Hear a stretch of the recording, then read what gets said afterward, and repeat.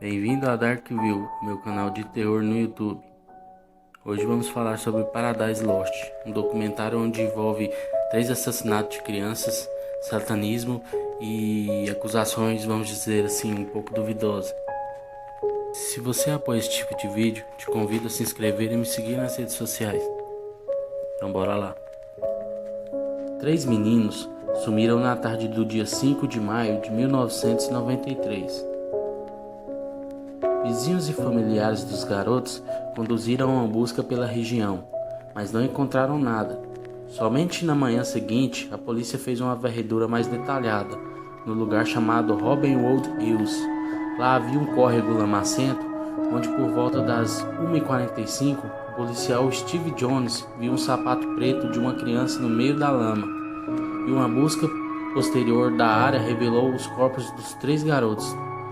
Steven Edward Branch, Christopher Mark Bowers e James Michael Moore foram encontrados submersos na água lamacenta. Estavam todos nus e seus pés estavam amarrados e seus punhos pelos cadarços dos seus respectivos sapatos.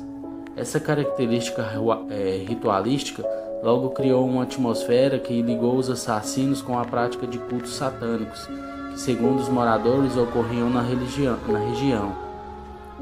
A polícia imediatamente começou a interrogar possíveis suspeitos que tinham alguma ligação com a prática de cultos satânicos inspirados por bandas de heavy metal. Os 3 suspeitos foram ao julgamento. Maskely, por se recusar a depor contra os outros 2, foi julgado separadamente, enquanto Jason e Deming foram julgados juntos. Depois de uma batalha judicial onde muitas falhas na investigação policial foram apontadas e onde nenhuma evidência foi encontrada para colocar qualquer um dos 3 adolescentes na cena do crime, e mesmo com os 3 se declarando inocentes, pois Maskely voltou atrás e disse que foi persuadido pelos policiais e que sua confissão foi forçada. Os 3 foram condenados pelo crime de assassinato, sendo que Deming receberá a sentença de morte, ainda vigente no estado do Arkansas por ter sido considerado o idealizador do massacre satânico. Agora eu vou falar um pouquinho por que eles foram acusados. Por que chegaram a ser acusados? Jesse Maskely Jr., de 17 anos, Jason Baldwin, 16 anos, e Damien Eccles, de 18 anos, eram garotos problemáticos que viviam em uma vizinhança pobre de West Memphis e logo foram relacionados ao crime. Jason e Damien eram grandes amigos e andavam pelas ruas vestidos de preto com camisas de bandas como Metallica e Slayer, e justamente por isso sempre foram vistos com maus olhos pelos vizinhos e colegas de escola, que os acusavam de bruxaria e satanismo. Jesse Maskely foi submetido a um interrogatório que durou 12 horas, quase ininterrupta, sem a presença de um representante legal. Maskely confessa ter estado com os outros 2 acusados na cena do crime e ter presenciado Damien e Jason assassinarem aquela criança brutalmente e sem piedade. A ocorrência colocou a pacata cidade americana de West Memphis no mapa da criminalidade, onde 3 crianças de 8 anos de idade foram assassinadas com requisitos de crueldade quando foram andar de bicicleta perto de um pântano em suas vizinhanças. Os 3 meninos sumiram na tarde do dia 5 de maio de 1993. Com o passar dos anos, os advogados dos 3 condenados, que agora era chamado pela imprensa de West Memphis Trio de West Memphis, fizeram várias apelações à justiça pedindo um novo julgamento, devido a várias evidências encontradas por investigadores particulares, como o teste de DNA feito no calçado que amarrava uma das vítimas, onde não foi encontrado o DNA de nenhum dos acusados. O DNA encontrado, no entanto, era de Ted Hobbs, o padrasto de Steve Wed Branch, uma das vítimas.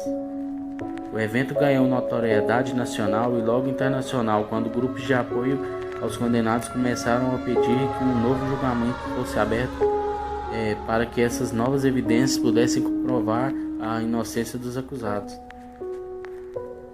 Várias celebridades entraram na onda e conseguiram chamar a atenção para o caso, dentre eles Ed Vedder, do Pearl Jam, Flair, do Red Hot Chili Peppers, John Deep, do Henry Rollins, que encabeçou um projeto musical que contava com Lemmy Kilmister, Tom Araya, Iggy Pop, entre outros arrecadando dinheiro para ajudar na investigação. Tamanha comoção fez com que o caso fosse levado à Suprema Corte do Estado de Arkansas em 2011, 18 anos depois de estarem atrás das grades, onde seus acusados receberam a oportunidade de saírem da prisão, contando que se declarassem culpados do crime.